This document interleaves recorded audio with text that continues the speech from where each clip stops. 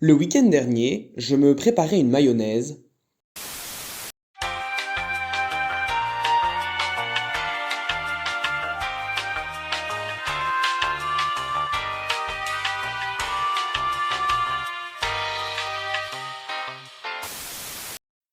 Le week-end dernier, je me préparais une mayonnaise et je l'ai ratée.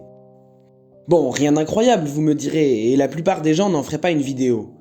Mais je me suis dit que c'était une bonne occasion pour discuter de la physique des émulsions, pour enfin savoir comment ne plus jamais rater sa mayonnaise. Premièrement, de quoi est composée une mayonnaise? Jaune d'œuf, moutarde, sel, poivre, vinaigre et huile. Mais en réalité, ce sont les deux derniers qui nous intéressent. Le vinaigre est composé majoritairement d'eau, et comme vous le savez sûrement, l'eau et l'huile ne se mélangent pas. Mais pourquoi donc? Eh bien, pour comprendre, regardons une molécule d'eau et une molécule d'huile. La molécule d'eau est composée d'un atome d'oxygène et de deux atomes d'hydrogène. Pour des raisons qui pourraient remplir une vidéo à elle seule, l'atome d'oxygène va fortement attirer les électrons de l'hydrogène. Cela va créer comme un petit aimant avec un pôle plus et un pôle moins. On appelle ça une molécule polaire. Et ces petits aimants, justement, aiment bien se rapprocher les uns les autres pour créer ce qu'on appelle des liaisons hydrogènes.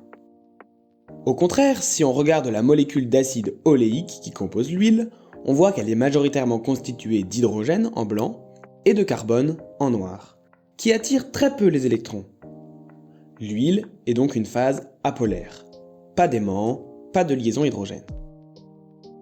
À cause de cette différence de polarité, créer une interface entre l'eau et l'huile va être coûteux en énergie. Prenons une image.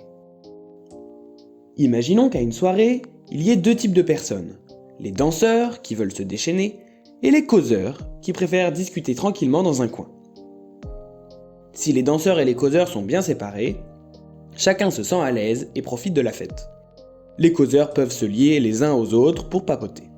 Cependant, si vous essayez de mélanger ces deux groupes, les danseurs se retrouvent frustrés de ne pas pouvoir danser librement et les causeurs se sentiront mal à l'aise avec tout le mouvement autour d'eux.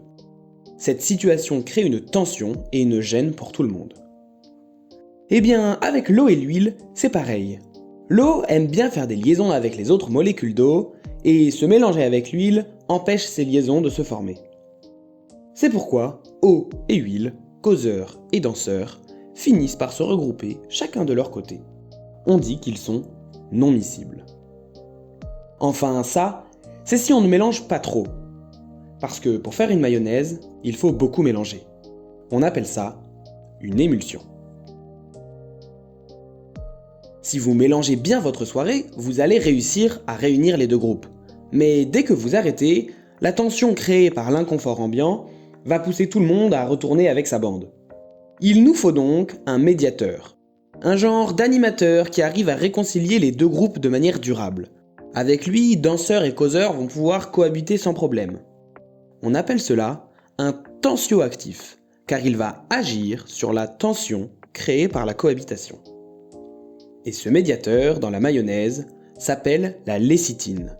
Et il y en a dans le jaune d'œuf.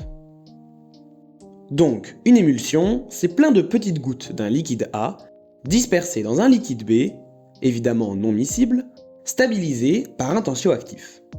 Pour notre mayonnaise, vous commencez avec le vinaigre dans votre bol, donc votre phase polaire, ainsi que votre jaune d'œuf. Petit à petit, vous allez rajouter de l'huile, votre phase apolaire, qui va former de petites gouttes. Le hic, c'est qu'on rajoute beaucoup d'huile, beaucoup plus qu'il n'y a de vinaigre. Lorsque le liquide qu'il y a dans les gouttes est majoritaire par rapport au liquide qui les entoure, on appelle cela une émulsion inverse. Et le problème avec les émulsions inverses, eh bien, c'est qu'elles sont instables.